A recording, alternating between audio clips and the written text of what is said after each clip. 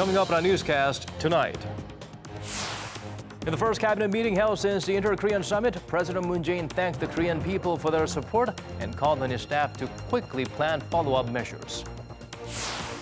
The two Koreas work fast to build on the momentum of the summit. Work is underway to share the same time zone again and to remove propaganda speakers.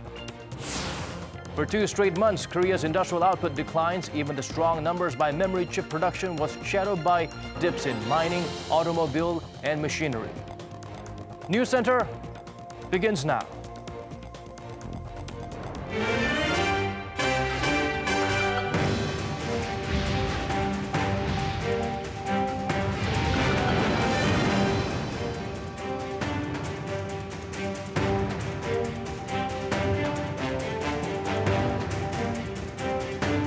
It's 8 p.m. here in Korea, coming to you live from our studio in Seoul. This is Arirang News Center. Welcome to our program. I'm Daniel Choi. It's the first brand new week since the historic cross-border summit was held between the two Koreas. During his meeting with his top aides, President Moon Jae-in thanked the people of this nation for their enthusiastic support. To his staff, the Liberal leader called for swift follow-up actions in accordance with the Panmunjom Declaration. Hwang Ho-jun has our top story. President Moon expresses satisfaction with the outcome of the 2018 Inter-Korean Summit. 판문점 선언은 새로운 한반도 시대를 여는 역사적 출발입니다. And he thanked those in South Korea and abroad for their support, but he was adamant that there's still much to be done. 그러나 우리는 이제 첫 발을 내딛었을 뿐입니다. 그야말로 시작했을 뿐입니다. 새로운 각오로 후속 조치에 만전을 기해 주시기 바랍니다. Meeting with his top aides Monday afternoon, President Moon again stressed the significance of the Panmunjom Declaration, the joint statement signed by him and his North Korean counterpart Kim Jong-un last Friday.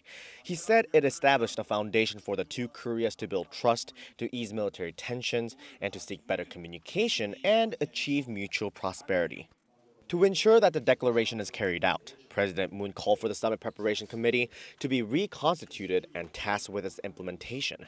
He said South Korea needs to do its utmost to help ensure the success of the upcoming U.S.-North Korea summit set for May or early June. The Liberal leader also urged his staff to start with preliminary studies and research to find and prioritize actions that in the current circumstances can be implemented as soon as possible.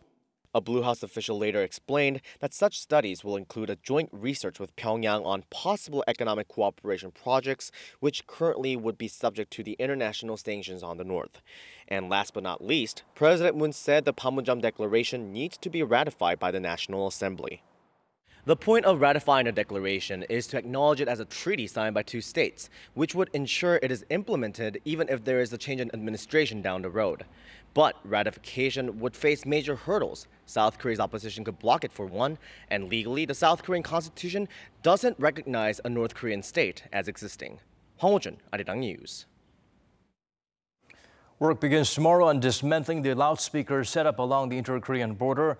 According to the nation's defense ministry, this is part of efforts to implement the Panmunjom Declaration, in which the two sides agreed to stop broadcasting propaganda and distributing leaflets along the demilitarized zone. The ministry assured the public, though, that the military is maintaining its utmost readiness and preparedness while doing its best in carrying out follow-through measures of Friday's historic agreement. North Korea announced there will be no more Pyongyang time starting May 5th as the regime moves its time zone to match that of Seoul's.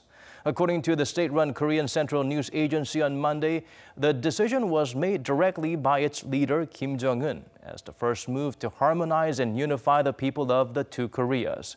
North Korea time has been 30 minutes behind South Korea since August 2015, when the change, a political gesture, was implemented. On Friday, during his maiden summit with Seoul, Kim decided to change the time back. Reportedly, the young leader told President Moon Jae-in that it was heartbreaking to see two different clocks showing two different times at the Peace House. Next month, the Unification Ministry plans to hold a range of talks with North Korea, all part of plans to thoroughly implement specific actions mentioned in the Panmunjom Declaration, agreed upon by the leaders of two sides. Oh Jung-hee helps paint a clearer picture of these meetings to come. The two Koreas are expected to hold a flurry of talks over a wide range of subjects in May. That as South and North Korea stipulated some specific action plans in the Panmunjom Declaration on Friday, which include opening up a joint liaison office, holding reunions of separated families, and holding general-level military talks. First up are the high-level talks to be held as soon as possible to discuss the specifics of opening a joint liaison office with Pyongyang in the North Korean city of Kaesong. South and North Korean officials will be working in the same building, which will enable quick face-to-face meetings. If high-level discussions go smoothly, the liaison office could even be opened by June, possibly leading to moves toward reopening the inter-Korean Kaesong Industrial Complex. Holding Red Cross talks with North Korea is another top priority, with the reunion of separated families scheduled to be held around August 15th. The authorities hope to hold Red Cross talks as soon as possible because preparing for the family reunions takes 2 or 3 months due to the application and identification processes. Marking the start of, quote, frequent meetings between military authorities will be the general-level military talks that will be held in May. They'll focus on creating a peace zone along parts of the inter-Korean land and maritime border to prevent accidental military clashes. Dialogues in area of the economy and sports seem inevitable as well. Seoul and Pyongyang have agreed to link and modernize rail and road connections between the two and to jointly participate in international sports events. And the first such event will be the 2018 Asian Games coming up in August. Jong-un, Arirang News. The preparations for the historic inter-Korean event kept President Moon Jae-in busier than ever, but his work has only just begun. From the Washington-Pyongyang meeting to the G7 summit and the second round of inter-Korean talks, there's little time to slow down or take it easy. We turn to our Park Hee-jun for a look ahead of the hectic schedule. Friday's inter-Korean summit was only the beginning of the diplomatic process of securing peace on the Korean peninsula. President Moon now has a series of summits coming up with various parties involved in affairs related to the Korean peninsula lasting through the end of the year. First off, in the beginning of May, the leaders of South Korea, China, and Japan will hold a three-way summit in Tokyo. President Moon is expected to share the results of the inter-Korean talks and ask for the two nations' support in efforts for peace. That will be followed by a meeting between South Korea and the United States, mostly to discuss ways to ensure the success of President Trump's summit with Kim Jong-un. It seems now the Trump-Kim summit will happen sooner than expected in late May, after Trump said last weekend that he'll be meeting with Kim in 3 to 4 weeks. Chinese media have also been reporting that President Xi Jinping will visit Pyongyang after the Trump-Kim talks, but it's still unclear whether that will really happen. The month of June will see a meeting between the leaders of South Korea and Russia that will be followed by the G7 meeting on June 8th and 9th in Canada, where Trump is expected to take the lead in international efforts to disarm North Korea. President Moon is also pushing for multilateral talks sometime in June with the two Koreas, the U.S., and possibly China to ensure the success of the North Korea-U.S. summit. Then after the annual UN General Assembly meets in September, there will be a second inter-Korean summit. The two Koreas agreed last week that President Moon would visit Pyongyang sometime this fall. And sometime before the year comes to a close, 3-party talks or 4-party talks with China will need to be held to formally end a war that's lasted 7 decades. Park Hee-jun, Arirang News.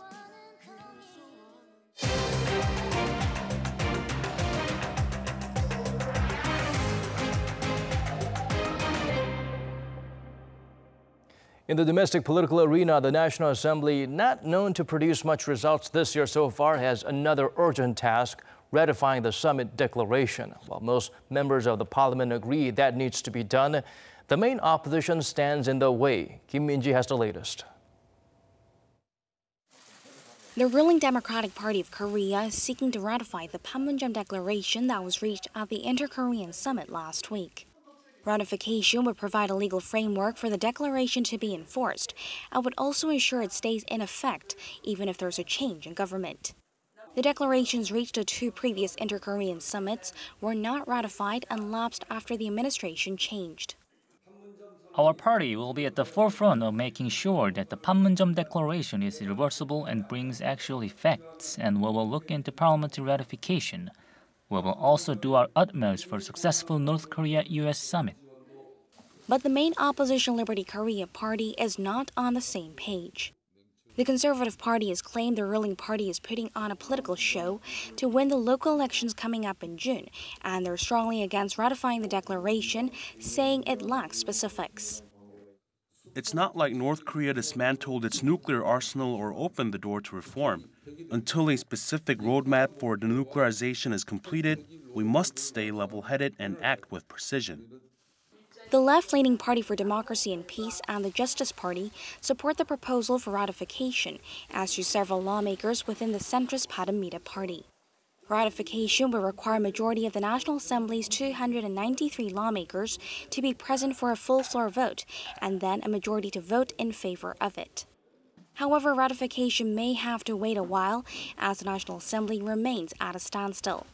Rival parties failed to reach an agreement on Monday to get Parliament moving again, as they are still at odds over a number of pending bills and an online opinion rigging scandal involving a ruling party lawmaker. For now, it seems they will leave the April session, which ends on Tuesday, empty-handed, and it remains to be seen whether they can manage to agree on convening an extraordinary session for May. Kim Min-ji, Arirang News. Meanwhile, President Moon Jae-in talked to the 3 sailors released by pirates near the West African coast. During the phone conversation, he also commended the captain of Munmu the Great for the rescue efforts and thanked the Navy on behalf of the Korean people. The Liberal leader talked to each of the 3 abducted Koreans, thanking them for their patience and trust in the government. The 3 sailors were held captive by unidentified pirates for 32 days before being rescued last Friday.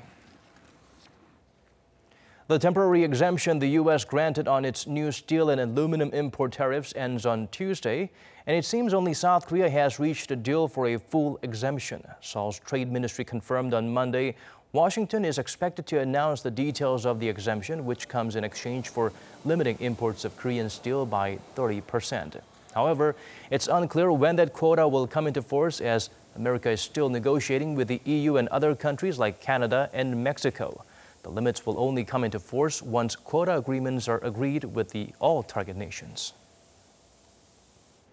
Turning to some discouraging digits at home now, a sharp fall in production and factory operation rates suggest the Korean economy is not out of the woods yet. Kim Hae-sung breaks down the latest data on the nation's industrial output for us. South Korea's industrial output fell 1.2% on month in March, following a 0.2% on-month fall in February, marking 2 consecutive months of decline. According to Statistics Korea on Monday, production in mining and manufacturing fell 2.5% on month in March, driving the overall fall in output. In mining, automobile and machinery output dropped by more than 3% due to sluggish auto exports, wiping out gains in memory chip production.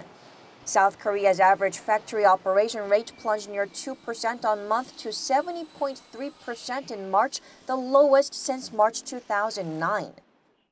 Factory output in most sectors other than semiconductors dropped. It's not a temporary issue. Rather, it shows Korea's declining competitiveness in various machinery production sectors. Woods facilities investment also dropping. Production outlook doesn't look good either. Facility investment tumbled 7.8% on month in March, marking the first fall after 5 months of growth. Retail sales, an indicator of consumption, went up 2.7% on month on the back of strong automobile and clothing sales, posting 3 months of gains. Production in the service sector edged up 0.4% in March from a month earlier. Kim Hae-sung, Arirang News. Washington may benchmark Libya's model of denuclearization when dealing with North Korea, meaning Pyongyang needs to dismantle all of its nuclear weapons before the U.S. makes any concessions. But according to our EG1, there are strong doubts as to whether such an approach is feasible. The U.S. is considering using Libya's model of denuclearization as a benchmark during its negotiations with North Korea over its nuclear program. That's according to White House National Security Advisor John Bolton, who told Fox News on Sunday that the North has to give up all of its nuclear weapons before the U.S. gives the regime anything in return. And we have very much in mind the Libya model from 2003, 2004. There are obviously differences. The Libyan program was much smaller, but that was basically the agreement that we made. And so we'll want to test North Korea in this first meeting for evidence that they have made that strategic decision. He added that North Korea had already agreed to give up all aspects of its nuclear program and its promise with the South in 1992, but didn't follow through on that agreement. Libya, however, voluntarily gave up all of its disarmament in a rather short period of time of some 3 years. But an official from South Korea's top office had said in March that North Korea's denuclearization cannot be done in the same way as Libya's, as Pyongyang's program is much more developed and it isn't as easy as plugging out a TV cable.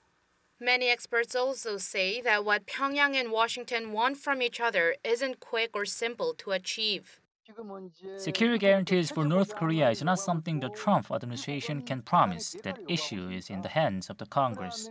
Building a U.S. embassy in the North and normalizing ties is a slow and complicated process, and it'll not be easy as the Democrats want not just denuclearization but also an improvement in the North's human rights conditions.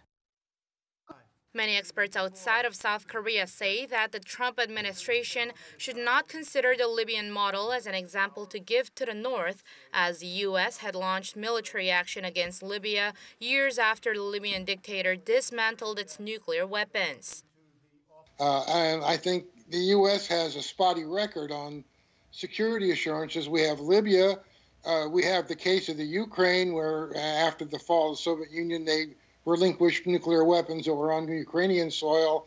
And then when Russia invaded them, we did nothing. So it's not quite clear why you would want to refer to failed models that have god-awful consequences to those who follow them. Noting that a new North Korean model is needed, the experts also pointed out at how policies have always changed along with different administrations. And as such, the North would want its denuclearization commitment to be equally corresponded with a complete, verifiable, irreversible guarantee of its security. 이지원, Arirang News. China's top diplomat is set to fly over to North Korea this week. According to Foreign Ministry spokesperson Lu Kang, the visit will take place this Wednesday and Thursday at the invitation of Wang Yi's North Korean counterpart, Lee Young-ho. This comes just days after the groundbreaking inter-Korean event and weeks ahead of the Washington-Pyongyang summit expected to take place in late May. The move reflects Beijing's willingness to play a role in helping to establish peace on the Korean peninsula. Naengmyeon is one of the things that almost automatically comes to mind for most of us here in the South when asked about something uniquely North Korean. Naturally, the buckwheat noodle in cold broth was on the official menu last week at the Inter-Korean Summit. It wasn't surprising to see more people in Seoul going out to fall in line for that signature dish themselves after witnessing the historic event. For more on the significance of this cuisine, we turn to our Kan Young-woo. Some are calling it noodle diplomacy in reference to the Pyongyang naengmyeon, or cold noodles served for dinner at the 2018 Inter-Korean Summit. That dish was suggested for the official banquet by South Korean President Moon Jae-in. North Korean leader Kim Jong-un agreed and brought noodles made in the North Korean capital, Pyongyang. Kim's comments on the menu added some levity. Hopefully, President Moon can enjoy this Pyongyang naengmyeon that's come from so far away. Oh, actually, I can't say it's that far. Kim Jong-un wasn't kidding. Pyongyang is only about 170 kilometers from the summit venue. After Pyongyang naengmyeon, or cold noodles, was served at the Inter-Korean Summit last Friday, many South Koreans have come out to get a taste of what it's all about. It's lunchtime and a little warm to stand outside for too long, but the line at this Pyongyang naengmyeon restaurant keeps getting longer. I heard more people have been coming to this place since the Inter-Korean Summit. I've been waiting here for 30 minutes already. And for those who've already tried the South Korean version, it seems there's some excitement for the idea of actually trying naengmyeon in Pyongyang. People are more interested in Pyongyang naengmyeon now after the Inter-Korean Summit, so I came here today to give it a try. If a visit to Pyongyang becomes possible, I would like to go there to enjoy the original dish. If peace can be maintained and unification is realized, I definitely would want to go to Pyongyang and have at least 2 bowls of Pyongyang naengmyeon. As we inch towards peace on the Korean peninsula, Pyongyang naengmyeon could one day become a small but symbolic link between the two separated Koreas. Kan-young-woo, Arirang News. Moving on to other stories now, K-pop and K-dramas have played pivotal roles in spreading Korean culture across the world since the 90s. However, studies have found that Seoul's soft power is waning as of late. To tackle the problem, the country's cultural experts gathered to formulate plans to help spread Hallyu to new regions. Jong-un has the highlights from that meeting. Since the 1990s, the Korean wave has spread Korean culture around the world, improving the country's global image. But according to recent research by Southern California University, South Korea's soft power was ranked 21st out of 30 countries last year, raising concerns that Korean culture is losing its competitiveness. So to tackle the issue, the Korean Culture and Information Service is injecting nearly $10 million from 2018 to 2022 to further promote Korea's brand around the world. It presented its project to experts and government organizations on Monday. Working together with cultural institutions that are located overseas, our major projects will set up tailored advancement strategies for each region by analyzing people's reactions to Korean culture across more than 10 countries. The meeting highlighted a lack of systematic support from the government, with cultural exchanges concentrated in East and Southeast Asia, largely ignoring other regions. So as part of a broader plan to expand the reach of the Korean wave, the Korean Culture and Information Service is laying the groundwork for increased culture exchanges by creating Korean culture centers in other regions such as Russia. The government says it will build a house of Korean culture and arts in Moscow for ethnic Korean residents to introduce Korean culture to Russians during the 2018 World Cup. Cultural events such as K-pop concerts, art performances, and exhibitions are planned during the upcoming international mega sporting event in Russia. The Ministry of Culture hopes that the 5-year plan to further spread Korean culture around the globe will help boost the country's soft power competitiveness. Jong-un, Arirang News.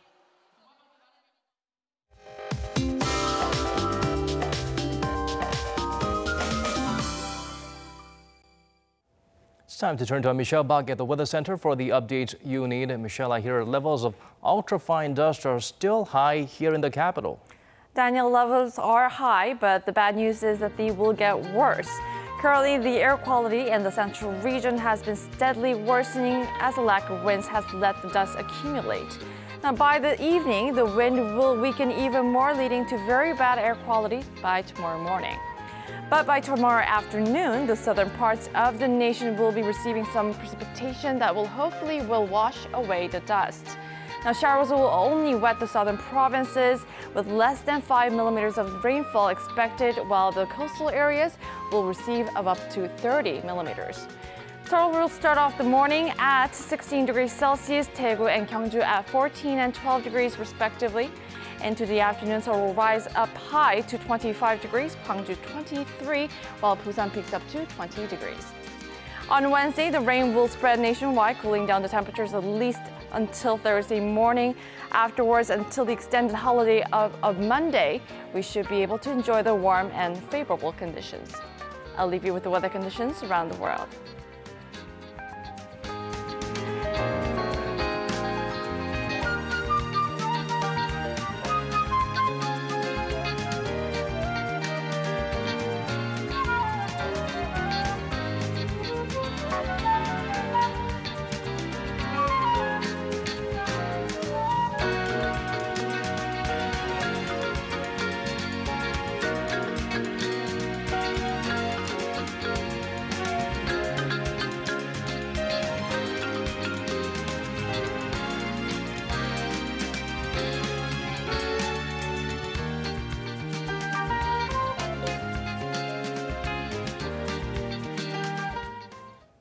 That's all we could squeeze into tonight's edition of Arirang News Center. Wherever you may be tuning in from, thank you for staying with us.